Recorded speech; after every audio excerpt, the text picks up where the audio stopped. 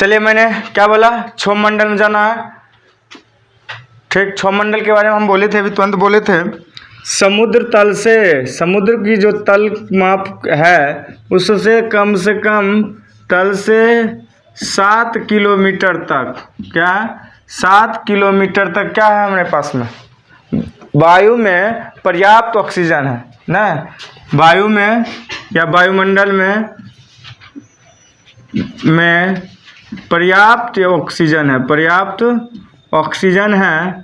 आप जान रहे हैं ऑक्सीजन किसके लिए ज़रूरत है जी। हम लोग को ऑक्सीजन नहीं मिले तो क्या होगा, हम लोग कहाँ चले जाएंगे पता है जी, शमशान की, स्वर्ग की प्राप्ति डायरेक्ट हो जाएगा, कहीं नरक के रास्ते नहीं मिलेगा। ऑक्सीजन मौजूद है। और इसमें क्या होगा, जो सभी मतलब जीवों के लिए परम आवश्यक लिख दो, या अति आवश्यक है या अत्यंत आवश्यक, जो भी लिखना है लिखो। जो सभी जीव मंडल में लिख दो, जीव मंडल में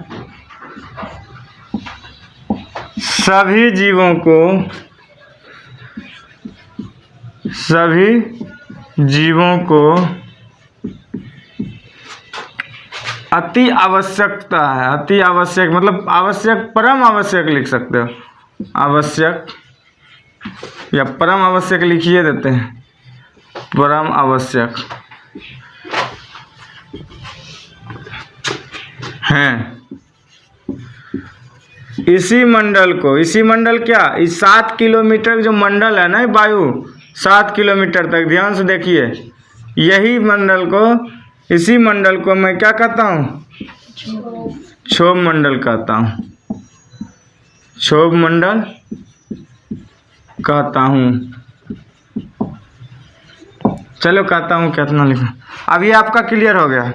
अब कह रहे वायु की उपयोगिता क्यों जरूरत है, कैसे जरूरत है, किस तरह जरूरत है, कई प्रकार हैं, और इसका कारण जब आप जानना शुरू कीजिएगा तो आपको भी सभी बारे में जानकारी आ जाएगा। अब ये समझ में आने लगेगा जब इसके बारे में, वायुमंडल के बारे में जान लीजिएगा तो कोहरा कैसे होता है, मानसून कैसे बदलता है, ये जो बारिश जो होती है वो कैसे होता है, ढेर सारा जो है जो बातें अंदर में छुपी हुई हैं वायु के अंदर, वायु के जानकारी के हिसाब से वो हम जानेंगे। इसलिए हम इसके लिए क्या करेंगे, चलते हैं, एक चार्ट बना हुआ वायु की उपयोगिता, क्या लिखा हुआ है, वायु की उपयोगिता। वायु की उपयोगिता के बारे में हम जानना स्टार्ट करें। तो वायु की उपयोगिता में देखिए, फर्स्ट में कह रहा है, देखिए वायु की उपयोगिता यहाँ है, इसमें कह रहा है श्वसन के लिए। श्वसन तो आप लोग जान रहे हैं, श्वसन अगर जो नहीं होंगे तो इतना समझिए कि वायु के बिना जिंदगी ही खत्म।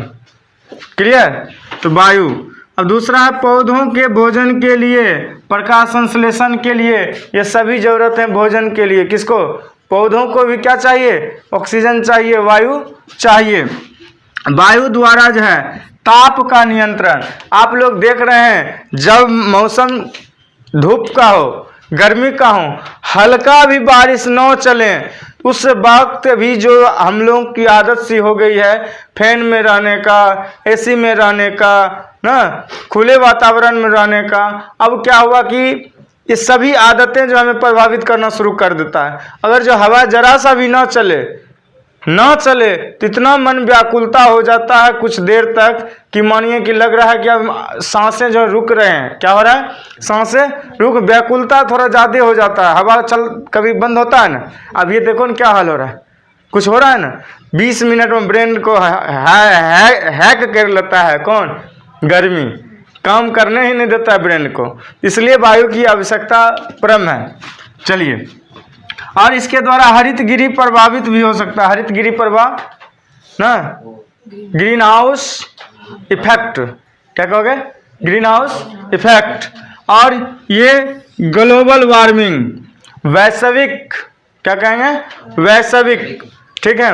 अब चलते हैं, अब है ईंधन को, जलने के लिए भी ऑक्सीजन चाहिए। आप लोग पीछे क्लास में कई बार पढ़ चुके होंगे कि अगर जो मैं किसी बहुत ऊंचे पर्वत पर चलता हूँ तो मेरी नाक से ब्लड क्यों गिरना शुरू हो जाते हैं। तो आप लोग लिखे होंगे कि वहाँ ऑक्सीजन की कमी के कारण मेरे नाकों से क्या होने लगता है, नाकों या कानों से ब्लड गिरने लगता है, मुँहों से, नाकों और मुँह से, ठीक है।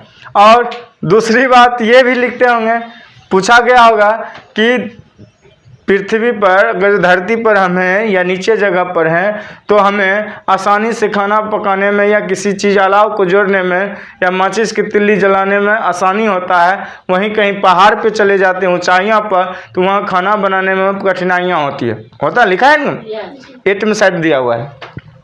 तो आप क्या लिखते होंगे, क्योंकि वहाँ ऑक्सीजन पर्याप्त मात्रा में मौजूद नहीं है। ये नहीं कहेंगे कि मौजूद ऑक्सीजन है ही नहीं, पर्याप्त मात्रा में नहीं है, जिसके कारण क्या होता है, ये परेशानियां हमें उठाना पड़ता है। तो आप यहाँ भी लिख सकते हैं, क्या कर रहा है, ईंधन जब जलाएंगे तो क्या होगा, उसमें आवश्यकता चाहिए किसका, वायु का। चलते हैं, कभी कभी ये भी देखते होंगे कि एक मतलब ले लीजिए दीप, क्या ले लीजिए, दीप ले लीजिए, ठीक है। और ये अब देख लीजिए, ये मैंने क्या किया, एक दीप लिया मैंने, मोम। अब इसमें अगर जो मैं एक शीशा का, किसका, शीशा का अगर जो मैं एक क्या लूँ, गिलास ले लूँ, समझ रहे हैं, और क्योंकि शीशा का गिलास लेंगे तब ना दिखाई देगा कि मोम जल रहा है कि बंद हो गया, और इसको ढक दूँ, क्या करूँ, ढक दूं, तो आप समझ जाओ कि क्या होंगे, सतह प्लेन होना चाहिए। तो क्या होगा, अनुभव कीजिए आप लोग, और किए होंगे, ये मोम बुझ जाएगा, फू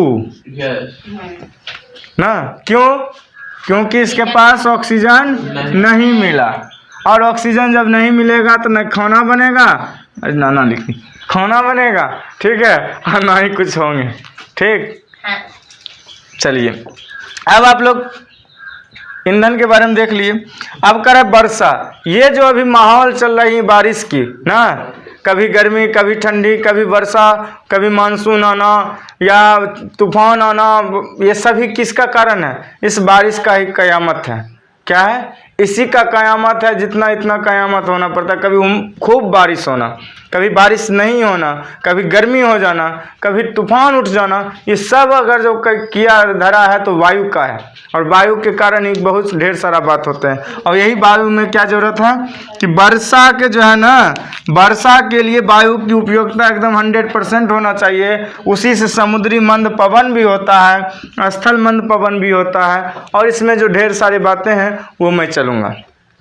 अब श्वसन के लिए फर्स्ट में क्या है आपका, श्वसन है, क्या है, श्वसन है। इस श्वसन के लिए हम चलें बात करें तो श्वसन के लिए हम बात चलूँ, वायु की उपयोगिता के बारे में जानूँ। श्वसन के लिए फर्स्ट में था श्वसन के लिए, तो श्वसन में क्या बोला था, नाइट्रोजन और ऑक्सीजन, नाइट्रोजन और किसका, ऑक्सीजन का मिक्स, नाइट्रोजन और ऑक्सीजन का मिश्रण है, किसका, ऑक्सीजन का क्या है, मिश्रण है, या वायुमंडल में ये क्या है, उपलब्ध है, या इसका सही अनुपात क्या क्रिया होगा, उसके लिए हमें आवश्यक है। तो नाइट्रोजन का और ऑक्सीजन का सही अनुपात, मतलब जितना उसका ज़रूरत होना चाहिए उतना हमको मिलते रहेगा, तब तो हमारा श्वसन सही रहेगा, अन्यथा क्या होगा, गड़बड़ हो सकता है। सही अनुपात ना, सही अनुपात क्रिया के लिए आवश्यक है, क्रिया के लिए आवश्यक है।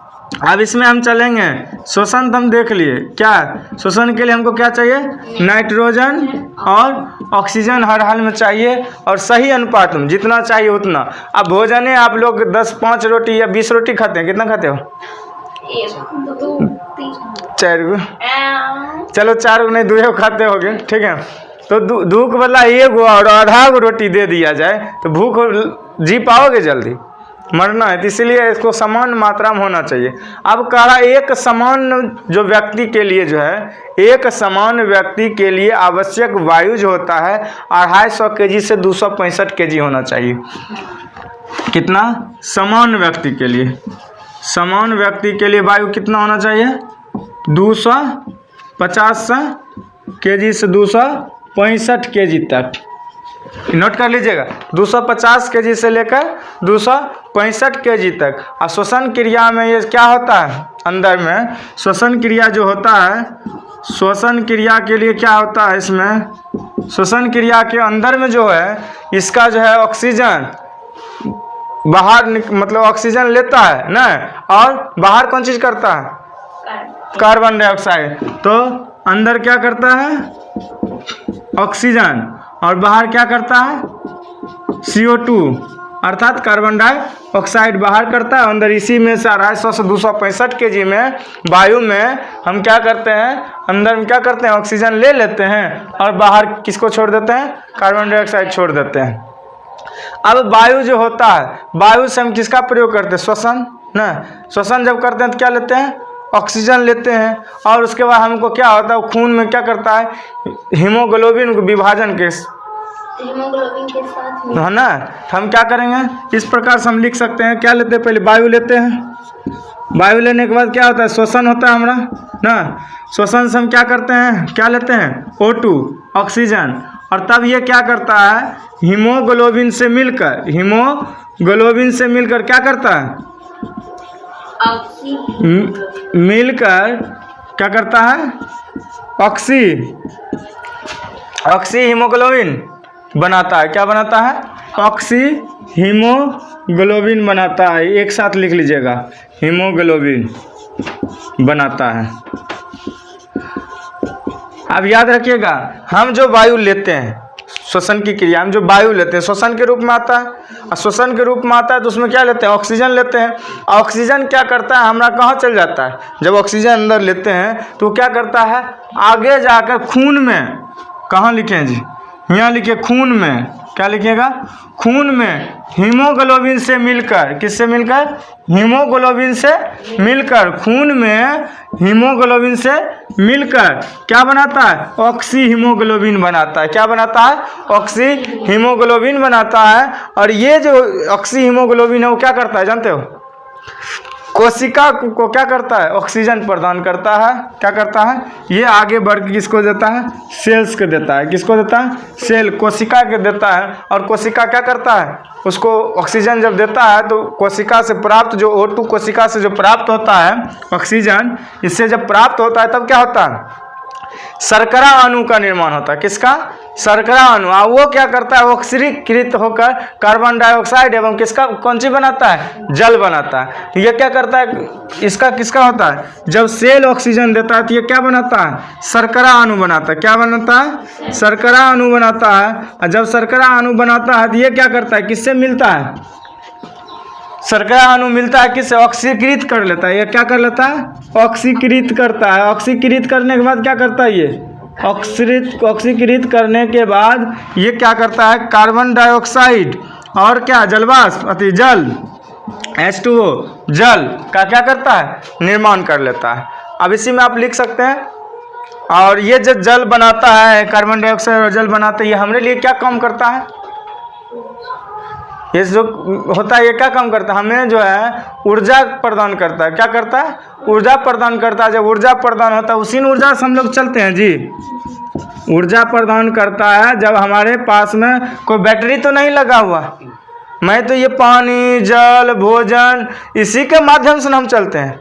तो ये सब कैसे प्राप्त होता है, एक एक करके विधिवत हमारे पास छंद छंद करके सिस्टम से अंगतंत्र के द्वारा, वो अपने रासायनिक प्रक्रिया के द्वारा क्या करता है, हमें ऊर्जा प्रदान कर देती है। क्लियर। अब कर रहा है प्रकाश संश्लेषण के बारे में जानूँ। प्रकाश देखो जी, मैंने अभी बोला था, क्या बोला था कि हीमोग्लोबिन और किसको, ऑक्सीजन, ये दोनों क्या करता है, ऑक्सी हीमोग्लोबिन बनाता है। हीमोग्लोबिन का फॉर्म क्या होता है, Hb प्लस O2। अब अगर जो ये घटना किया ना तो ये क्या बनाता है, ऑक्सी हीमोग्लोबिन अर्थात HbO2 दोनों एक साथ हो जाएंगे। क्लियर।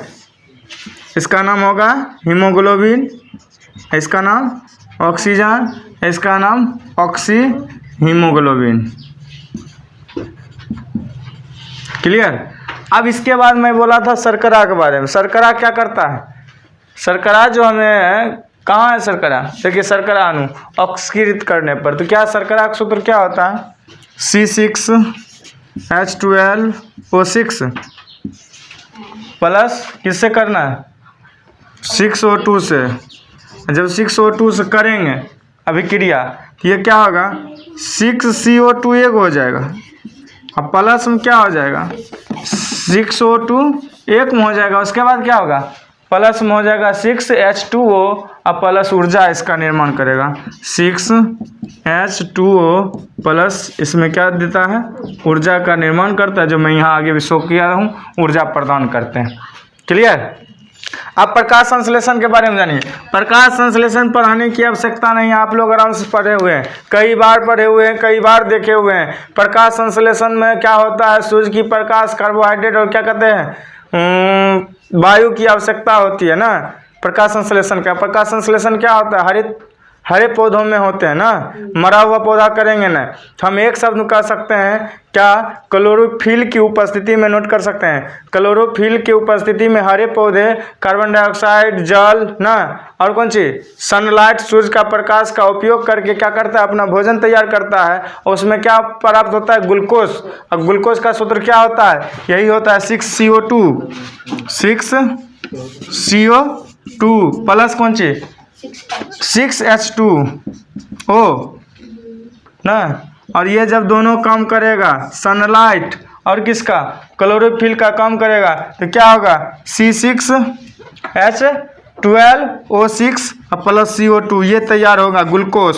क्या होगा? ग्लूकोज। और ये जब तैयार होंगे तो ये अपना भोजन क्या करता है? इसी के द्वारा बनाता है।